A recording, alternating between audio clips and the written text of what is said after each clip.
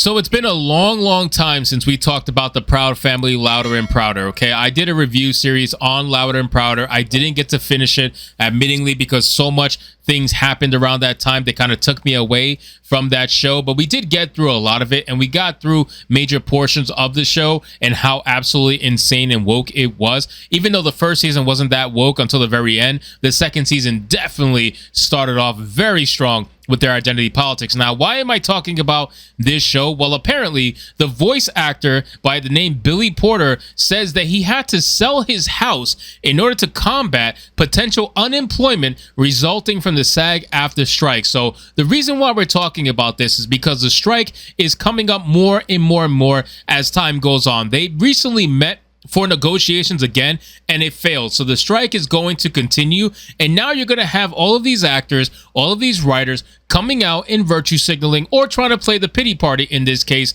talking about they had to sell this, they have to do this in order to make ends meet. Oh my God, woe is me. Us actors, they're trying to replace us with AI, even though these same actors are perfectly fine with everything else being autonomized, right? When they go order food and they use a little kiosk, it's all basically automated. They're perfectly fine with that. But all of a sudden, when AI is coming for their job, now they want the pity party. So we're going to get into this article from Bounding Into Comics, guys. It says, as the Hollywood union battle continues to march forward with no sign of possible capitulation by either side, actor Billy Porter has claimed that he has had to sell his house in order to financially steel himself against a potential indefinite lack of work resulting from the ongoing SAG-AFTRA strike. The actor behind Randall Lebowitz Jenkins in Disney's The Proud Family Louder and Prouder made this revelation during a recent interview with UK news outlet The Evening Standard. Now, one question I have, I don't know if you guys can answer this for me in the comments down below, but I understand that being part of the Actors Guild, they're not allowed to work in the Hollywood scene, right? So they can't do any movies, they can't do any TV shows, they can't do any press, they can't do any of that stuff. I get that.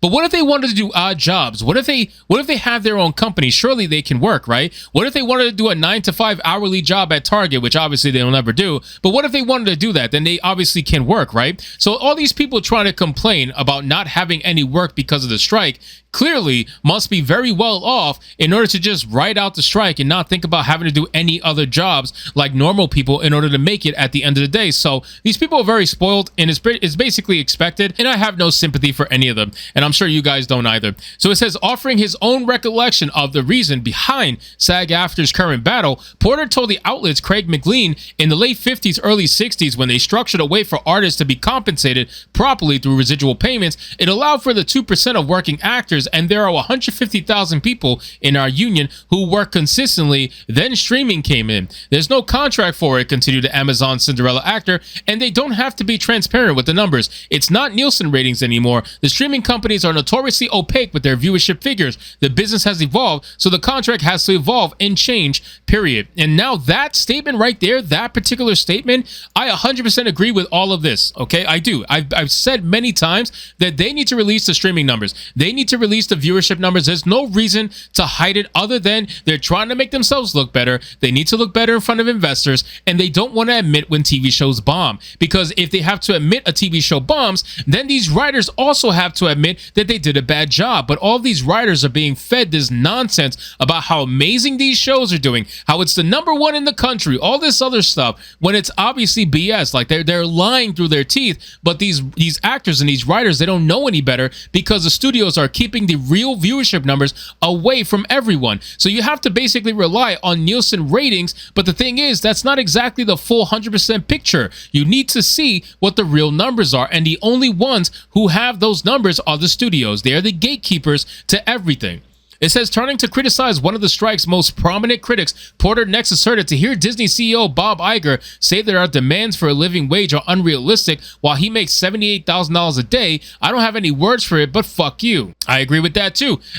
I really do. I mean, Bob Iger obviously is in a position where he is very well taken care of, okay? Like, he's very well taken care of. He's never going to have to worry about anything for the rest of his life, nor are his kids going to have to worry about anything for the rest of their lives. So again, CEO, big time CEO who makes 80 grand a day, essentially telling the working wage man that he's asking for too much is a pretty typical fuck you moment. I would agree with that. Even though it's actors and I have no sympathy for them, I still agree with that notion. It says, that's not useful, so I've kept my mouth shut. I haven't engaged because I'm so enraged. He explained, I'm glad I've been over here, but when I go back, I will join the picket lines.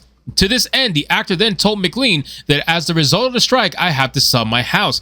Pressed by the reporter as to whether or not he was being serious, Porter adamantly explained, yeah, because we're on strike and I don't know when we're gonna go back. The life of an artist until you make FU money, which I haven't made yet, is still check to check, he said. I was supposed to be in a new movie and on a new television show starting in September. None of that is happening now. Making reference to the assertion made by the unnamed Hollywood executive to Deadline that the studio's endgame is to allow things to drag on until union members start losing their apartments and losing their houses. Porter concluded his thoughts on the topic by admitting, so to the new person who said we're going to starve them out until they have to sell their apartments, you've already starved me out. And I mean, listen, when you strike, that's a risk you have to take, okay? The funny thing is, I can't feel bad for him, okay? I can't feel bad because look at this picture.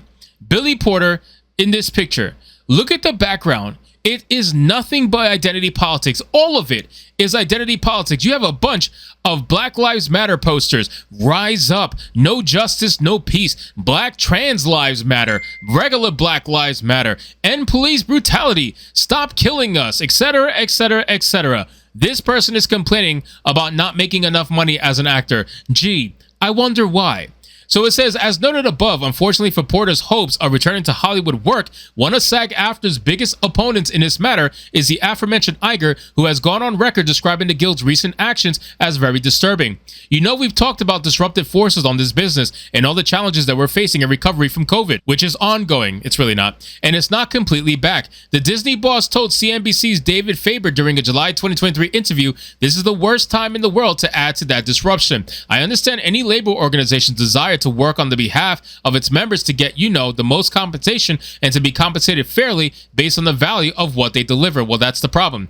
That's the problem right there. The value of what they deliver. These writers and these actors are overselling the value of which they deliver. They don't deliver value. Most of them, 90% of them, do not deliver value. They are trash. They are completely garbage. They are the reason why these shows are not doing as good as they used to. They push all of this nonsensical identity politics, and then they wonder why they're not making enough money. They wonder why the shows are not doing as good. And again, it's all because of them. It's mainly the writers at the end of the day, or the studio heads, who are allowing this crap to happen. But still, it's not going to help them if they keep doing that nonsense. So they're not worth as much as they think they're worth. And that's the problem. They think they're worth the world, but their numbers speak otherwise.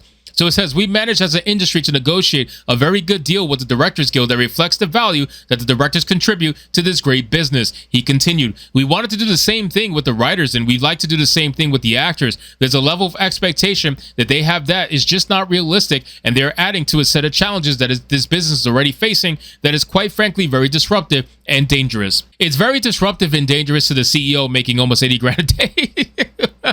I mean, listen, this is comedy. You know, comedy writes itself at the end of the day. Real life is more comical than fantasy. Bob Iger is completely out of touch. I admit that. But they are also, yes, they are being unrealistic because I think they overstate their value. And unfortunately, there's no accountability in Hollywood. So nobody's telling them like, hey, you're not as good as you actually think you are. So anyway, guys, thank you so much for watching this video. I hope you did enjoy it. And if you did, consider leaving me a subscribe. I would greatly appreciate it. Don't forget to like the video, comment, let me know what you thought, and I'll see you guys on the next one.